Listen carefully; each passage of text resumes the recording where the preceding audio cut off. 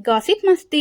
ఇంకా బాలు మంచం మీద కూర్చొని బాధపడుతూ ఉంటే అప్పుడే మీనా వచ్చి పక్కన కూర్చొని ఏమైందండి అని అడగగా ఇంకా బాలు అయితే తన మనసులో ఉన్న బాధను మీనాకి చెప్పుకుంటాడు.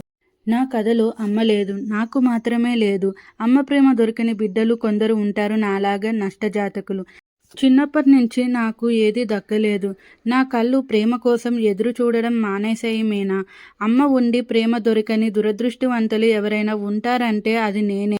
అసలు మా అమ్మకి నేనంటే ఎందుకు ఇష్టం లేదు? అందరి బిడ్డల్ని ఒకేలా చూడాలి కదా మీనా! కానీ తను నాకు ఎప్పుడు ప్రేమని చూపెట్టలేదు.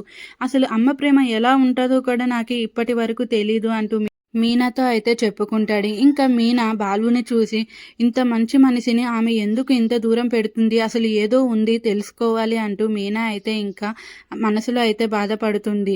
ఎంతో కోపంగా ఉండే మా ఆయన మనసులో ఇంత సున్నితమైన మనసు ఉందా అంటూ కూడా మీనా తన మనసులో అయితే అనుకుంటుంది. మరి రాబోయే ఎపిసోడ్‌లో బాలు గురించి మీనా ఏం తెలుసుకుంటుందో చూడాలి.